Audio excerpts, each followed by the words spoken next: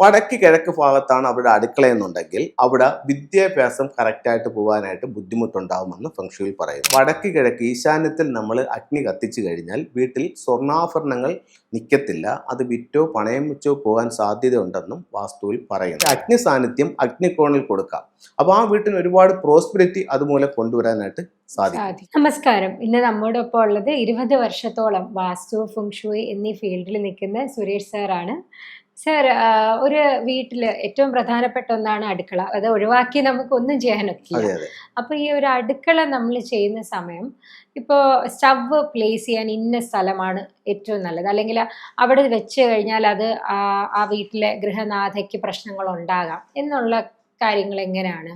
വാസ്തുവിൽ എന്താണ് അതിന്റെ സിഗ്നിഫിക്കൻസ് എന്താണ്? നമുക്ക് ഒരു വീട് പണിയുമ്പോൾ അതിൽ അടുക്കളയുടെ സ്ഥാനം നമുക്ക് ആദ്യമേ തന്നെ പ്ലാൻ ചെയ്യാവുന്നതാണ്. ഇപ്പോൾ ഒരുപാട് ആൾക്കാർ നോർത്ത് ഈസ്റ്റ് ഭാഗത്താണ് കിച്ചൺ പണിയുന്നത്. അപ്പോൾ എന്നെ സംബന്ധിച്ചിടത്തോളം എനിക്ക് നോർത്ത് ഈസ്റ്റ് ഭാഗത്ത് കിച്ചൺ ഞാൻ പ്ലാൻ ചെയ്യാതെ കൊടുക്കാറില്ല. ഞാനൊരു വീട്ടിൽ പിന്നെ കിച്ചൺ പണിയുന്നത് അല്ലെങ്കിൽ കിച്ചന്റെ പ്ലാൻ വരയ്ക്കുന്നത് ഭൂരിഭാഗവും സൗത്ത് ഈസ്റ്റ് ഭാഗത്തായിരിക്കും. അതവിടെ തീരെ പറ്റാത്ത വരുന്ന സാഹചര്യങ്ങളിൽ മാത്രം അതിന്റെ നോർത്ത് വെസ്റ്റിലേക്ക് കൊണ്ടുപോകും. അപ്പോൾ നമുക്ക് ഓരോ ദിക്കിനും ഓരോ പേരുകളുണ്ട്. വടക്ക് കിഴക്കെന്ന് പറയുന്നത് ഈശാനകോണാണ്, തെക്ക് കിഴക്കെന്ന് പറയുന്നത് അഗ്നികോണാണ്, വടക്ക് പടിഞ്ഞാറ് എന്ന് പറയുന്നത് വായുകോണാണ്, തെക്ക് പടിഞ്ഞാറ് എന്ന് പറയുന്നത് കന്നിമൂലയാണ്. അപ്പം നമ്മളിപ്പം ഈ നമ്മുടെ ഈ പ്രോഗ്രാം കേട്ടോണ്ടിരിക്കുന്നവർക്കും വടക്ക് കിഴക്ക് ഭാഗത്താണ് അവിടെ അടുക്കളയെന്നുണ്ടെങ്കിൽ ഫെങ്ഷു പ്രകാരം അവിടെ വിദ്യാഭ്യാസം കറക്റ്റായിട്ട് പോകാനായിട്ട് ബുദ്ധിമുട്ടുണ്ടാവുമെന്ന് ഫെങ്ഷുയിൽ പറയുന്നു. അതായത് ഇപ്പം നമ്മളുടെ വിദ്യാഭ്യാസ സംബന്ധമായിട്ട് നമുക്കൊരു തടസ്സം, ഇപ്പം ഒരു PG വരെ പഠിച്ചുകൊണ്ട് പോയിട്ട് ആളാണെന്നുണ്ടെങ്കിൽ അതിപ്പോൾ ചിലപ്പോൾ അതിന് മുമ്പേ പഠിത്തം നിർത്തിപ്പോകുന്ന ഒരവസ്ഥ.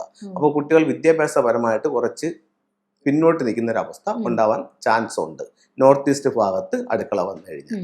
അതേപോലെ തന്നെ വടക്ക് കിഴക്ക് ഈശാന്യത്തിൽ നമ്മൾ അഗ്നി കത്തിച്ചു കഴിഞ്ഞാൽ വീട്ടിൽ സ്വർണ്ണാഭരണങ്ങൾ നിൽക്കത്തില്ല, അത് വിറ്റോ പണയം വെച്ചോ പോകാൻ സാധ്യതയുണ്ടെന്നും വാസ്തുവിൽ പറയുന്നു. അപ്പോൾ വടക്ക് കിഴക്ക് അപ്പോൾ പലരും ചോദിക്കും, പണ്ട് തൊട്ടേ ആ ഭാഗത്തല്ലേ അടുക്കള എന്നുള്ളത് ഒരു ചോദ്യമുണ്ട്. അപ്പോൾ വടക്ക് കിഴക്ക് ഭാഗത്താണല്ലോ, ഈശാന്യത്തിലാണല്ലോ നമ്മൾ കിണർ നിൽക്കുന്നത്. അപ്പോൾ അതുകൊണ്ടാണ് പണ്ട് കാലങ്ങളിൽ അവിടെ വെള്ളത്തിന് ഏറ്റവും കൂടുതൽ ആവശ്യം അടുക്കളയിലാണല്ലോ. അപ്പോൾ അതുകൊണ്ടാണ് ആ കാലഘട്ടത്തിൽ അവിടെ അടുക്കള വന്നത്. പക്ഷെ അവിടെ അടുക്കള നല്ലതല്ല. അപ്പൊ ഇപ്പൊ കേട്ടോണ്ടിരിക്കുന്നവർക്ക് ഇത് അവരുടെ വീട്ടിൽ ഞാൻ പറയുന്ന കാര്യങ്ങൾ അവരെ ബാധിക്കുന്നു എന്നുണ്ടെങ്കിൽ അവർക്ക് അതിൻ്റെ ഒരു പരിഹാരമായിട്ട്, ഇപ്പം വിദ്യാഭ്യാസത്തിന്റെ കാര്യത്തിനാണെങ്കിൽ പരിഹാരമായിട്ട് എന്ത് ചെയ്യാന്ന് വെച്ച് കഴിഞ്ഞാൽ ആ റൂമിൽ തന്നെ ഒരു കാര്യം ചെയ്യാം. ആ റൂമിൽ ഇപ്പൊ നമുക്ക് വടക്ക് കിഴക്ക് അറിയാതെ നമ്മൾ അടുക്കള പണിഞ്ഞു പോയി, അപ്പൊ അതിന്റെ അഗ്നികോണിലേക്ക് സ്റ്റൗ മാറ്റാൻ പറ്റുമെന്ന് നോക്കാം.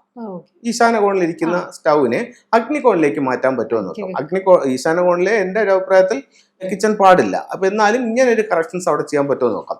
അപ്പൊ അതും പറ്റുന്നില്ല എന്നുണ്ടെങ്കിൽ ഞാൻ മറ്റൊരു കാര്യം പറയാം.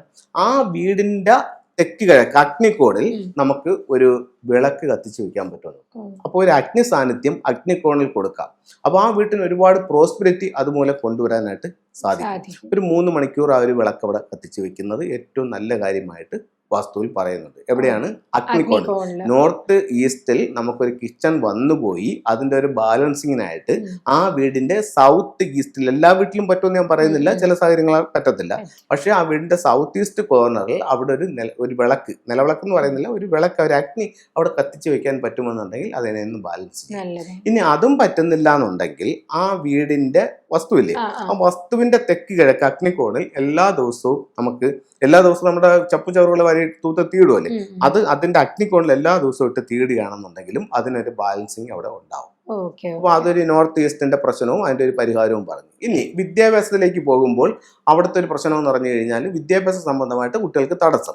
അതിന് പരിഹാരമായിട്ട് ഈ സ്വീകരണ മുറിയുടെ, അവരുടെ വീടിന്റെ സ്വീകരണ മുറിയുടെ വടക്ക് കിഴക്ക് ഭാഗത്ത് ഒരു പഗോഡ ടവർ, ഫംഗ്ഷനുള്ള ഒരു ടൂളാണ്, ഒരു പഗോഡ ടവർ നമുക്ക് അവിടെ വെക്കുന്നത് കുട്ടികളുടെ വിദ്യാഭ്യാസം മുന്നോട്ട് കൊണ്ടുവരാനായിട്ട് അതൊരു പരിഹാരമായി കണക്കാക്കുന്നുണ്ട്. ഇനി നമുക്ക് അവിടെ ചെയ്യാവുന്ന മറ്റൊരു കാര്യം എന്ന് പറയുന്നത്, ഇനി അവിടുത്തെ 2 കേസുകൾ നമ്മൾ പറഞ്ഞു കഴിഞ്ഞു. ഇനി അതിന്റെ യഥാസ്ഥാനം അഗ്നികോണിലേക്കാണ്. അപ്പൊ ഈ നമ്മൾ അഗ്നികോണിൽ കൊണ്ടുവന്ന് അടുക്കള വെച്ചു.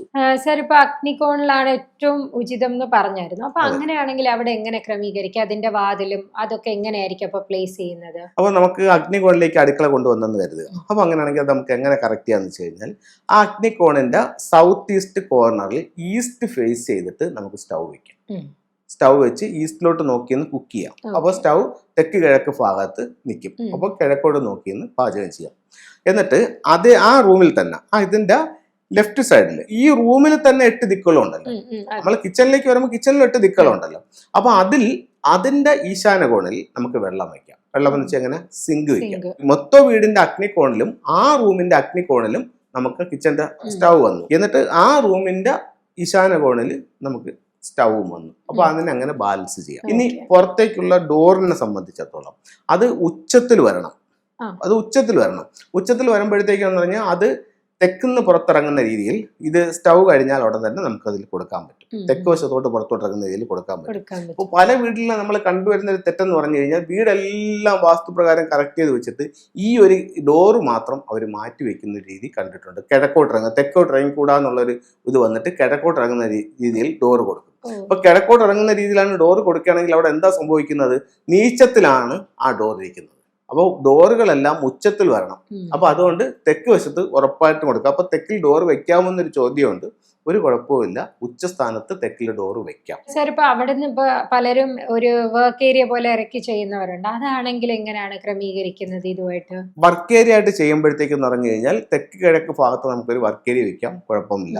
പക്ഷേ വീടുമായി ഒരു കാരണവശാലും ബന്ധപ്പെടുത്താൻ പാടില്ല.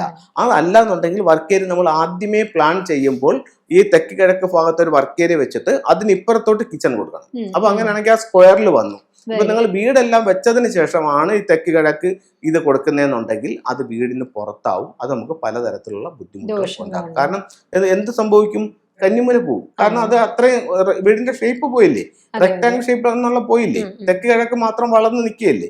അപ്പോഴത്തേക്ക് കന്നിമൂല നഷ്ടപ്പെട്ടു പോകും. അപ്പൊ അങ്ങനെ അത് പാടില്ല. നമ്മള് കിച്ചണിന്റെ ഇതായതുകൊണ്ട് അത് മെയിൻലി ബാധിക്കുന്ന ഗ്രഹനാഥയാണോ? അത് ഇപ്പൊ പറഞ്ഞതുപോലെ കുട്ടികളുടെ വീടിന്റെ മൊത്തത്തിലുള്ള സൗഭാഗ്യത്തെ അത് ബാധിക്കും. അപ്പൊ നമുക്ക് അഗ്നികോണിലാണ് അടുക്കള വരുന്നതെങ്കിൽ ഒരുപാട് നേട്ടങ്ങൾ ഗൃഹനാഥയ്ക്കും ഉണ്ടാവും, വീടിന് പൊതുവെ ഉണ്ടാവും. എങ്ങനെ വേണമെങ്കിലും അതാവാം അല്ലേ, അത് കുട്ടികളുടെ പഠനത്തെ ബാധിക്കാൻ. വടക്ക് കിഴക്ക് വന്നാൽ കുട്ടികളുടെ വിദ്യാഭ്യാസത്തെ ബാധിക്കും. തെക്ക് കിഴക്ക് വന്നാൽ ഗൃഹനാഥയ്ക്കും നല്ലതാണ്, ആ വീട്ടിൽ പൊതുവെ സാമ്പത്തികമായിട്ട് അഭിവൃദ്ധി ഉണ്ടാവും. ഓക്കെ. അപ്പം നമ്മൾ ബാക്കി ഓരോ മുറിയും പണിയുന്നത് പോലെ തന്നെ കിച്ചണിനും അതെല്ലാ രീതിയിലും നമുക്ക് വാസ്തുപരമായി ശ്രദ്ധിച്ച് പണിഞ്ഞാൽ അതിന് അതിൻ്റെതായ ഗുണങ്ങൾ ഉണ്ടാവുന്നതാണ്. അതുപോലെ തന്നെ നമുക്ക് കിച്ചണിനകത്ത് ശ്രദ്ധിക്കേണ്ടതായിട്ടുള്ള മറ്റ് 2-3 സംഗതികളുണ്ട്.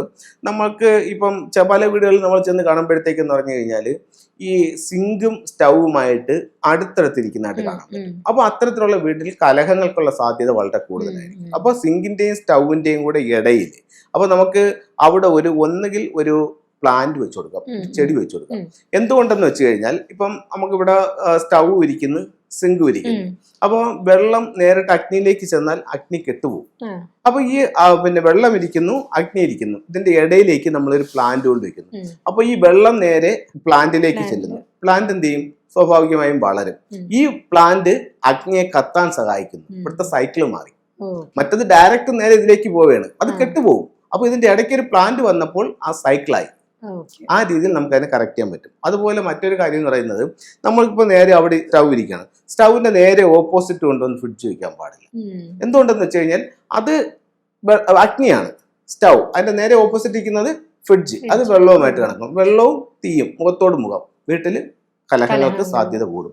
അപ്പൊ ഇതിന്റെ ഇടയ്ക്ക് നമുക്ക് ഒരു ഗ്രീൻ കാർപ്പറ്റ് ഇട്ടാലും കറക്റ്റ് ആവും. നേരത്തെ പറഞ്ഞ വുഡിന് പകരം ഇതോടെ ബാലൻസ് ചെയ്യും. അല്ലെങ്കിൽ ചിലർ എന്ത് ചെയ്യും, ഒരു മുളം തണ്ട് ഇതിന്റെ ഇടയ്ക്ക് ഹാങ് ചെയ്യും, എന്നാലും ഇതിന്റെ ഒരു ബാലൻസിങ് ഉണ്ടാവും. അപ്പൊ അല്ലെങ്കിൽ നമുക്ക് ആദ്യമേ തന്നെ പ്ലാൻ ചെയ്യുമ്പോൾ ഇതിന്റെ ഓപ്പോസിറ്റ് വരാത്ത രീതിയിൽ ആ ഫ്രിഡ്ജിനെ ചെയ്യാനായിട്ട് പറ്റും. ഇനി അടുത്തൊരു കാര്യം പറയാനുള്ളതെന്ന് പറഞ്ഞു കഴിഞ്ഞാൽ, അടുക്കളയ്ക്കകത്ത് വെച്ചുകൂടാത്തതായിട്ടുള്ള ചില സംഗതികളുണ്ട്. ഒന്ന് മെഡിസിൻസ്. അപ്പൊ നമ്മൾ ഇപ്പൊ പല കിച്ചണിൽ നമ്മൾ കൺസൾട്ടിങ്ങിന് പോകുമ്പോഴത്തേക്ക് ഈ അടുക്കളയിൽ ശരിക്കും മെഡിസിൻസ് ഉണ്ടാവും. അവിടെ പേഷ്യൻസും കൂടുതലായിരിക്കും. അവർ എത്ര കഴിച്ചാലും രോഗവും മാറില്ല. കാരണം ഫുഡ് കഴിക്കുന്ന പോലെ ഉള്ള കാലം മൊത്തം നമ്മൾ ഇത് കഴിക്കേണ്ട ഒരു അവസ്ഥ വരും. ഒരു കാരണവശാലും അതിനകത്ത് വേറെ ഒഴിവാക്കേണ്ടെന്ന് പറയുന്നത് ക്ലോക്കും കലണ്ടറും പാടില്ല എന്ന് ഫെങ്ഷുയിൽ പറയുന്നത്. കിച്ചണിൽ ക്ലോക്കും കലണ്ടറും പാടില്ല എന്ന് പറയുന്നത്. ക്ലോക്ക്, കലണ്ടർ, മെഡിസിൻ എന്നിവ പാടില്ല. പിന്നെ വളരെ ഇമ്പോർട്ടന്റ് ആയിട്ടുള്ള കാര്യം എന്ന് പറയുന്നത് റെഡ് കളർ. റെഡ് എന്ന് പറയുന്നത് എന്ത് എനർജിയാണ്? ഫയർ എനർജിയാണ്. കിച്ചണിൽ ഉള്ളതും ഫയർ ആണ്. അപ്പോഴത്തേക്ക് ഫയറിന്റെ എനർജി റെഡും കൂടെ കൊടുക്കുമ്പോഴത്തേക്ക് സ്വാഭാവികമായിട്ടും ഹൈ ആവും. അങ്ങനെയുള്ള വീടുകളിൽ അഗ്നിബാധയ്ക്ക് സാധ്യത ഉള്ളതായിട്ട് ഫെങ്ഷുയിൽ കണക്കാക്കുന്നുണ്ട്. അപ്പോൾ കഴിവതും കിച്ചണിൽ റെഡ് കളറുകൾ ഒഴിവാക്കുമല്ലോ. അപ്പോൾ ഇതിപ്പോൾ കണ്ടിട്ട് ചില വീഡിയോ നമ്മൾ റെഡ് ഒഴിവാക്കണം എന്ന് പറയുമ്പോഴത്തേക്ക് ചെറിയൊരു പിന്നെ റെഡ് കളർ കിടന്നുമ്പോൾ ഇത് പ്രശ്നമുണ്ടോ എന്ന് ചോദിക്കും. അങ്ങനെയൊന്നും പ്രശ്നമില്ല. ചെറിയ ചെറിയ സാധനം പൊടുന്നത് മിനിമം ഒരു 4 സ്ക്വയർ ഫീറ്റ് എങ്കിലും വരുന്ന സംഭവങ്ങളാണ് ഇത് കൂടുതൽ ദോഷകരമായിട്ട് ബാധിക്കുന്നത്. ഒരു ചെറിയ പാത്രത്തിന്റെ ഒരു അടപ്പ് റെഡ് കളർ ആണെന്നെങ്കിലോ ഒരു ചെറിയ തുണി അവിടെ കിടക്കുന്ന റെഡ് ആണെങ്കിലോ ഒന്നും അത്രയും ബാധിക്കില്ല. ഈ രീതിയിൽ വരുന്നത് നല്ലതല്ല. ഓക്കെ.